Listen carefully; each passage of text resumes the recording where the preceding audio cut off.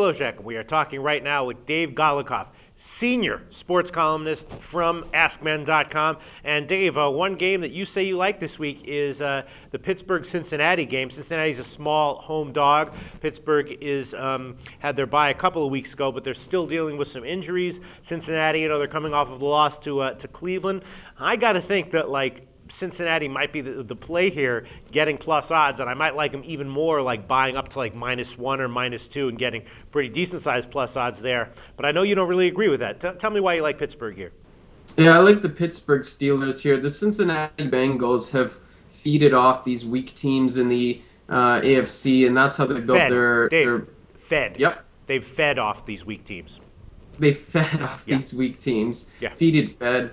They fed off these weak teams in the AFC over the last couple of years. We're gambling. This is an English class here, Peter. Yes. But nonetheless, they're 0-4 against the Steelers since that 2009 year where they swept the division. They are 4-11 against everybody in this division since that 2009 year where they swept everyone. So I just think that, let's just put injuries and sort of stats aside. I think that this is a must-win for both teams, and I think Pittsburgh is the more veteran team, the better team, and they'll get the job done.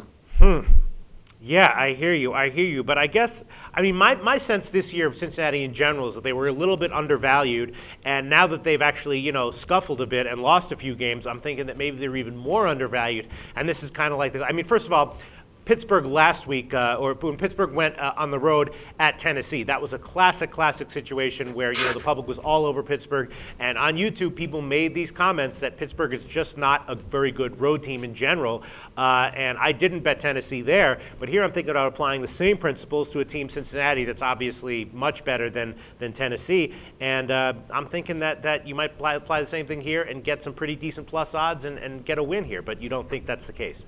No, I've been disappointed with Cincinnati. I've actually watched all their games this year, and their wins have come against Jacksonville, Washington, and Cleveland. And to be quite frank, they were lucky to beat Cleveland the first time around. None of those wins impressed me. They got run off the field by Baltimore. I'm trying to think of their other losses. They obviously lost to Cleveland and one other team. And they lost to Miami. So I'm not particularly impressed with the Bengals. They can't run the ball to save their lives.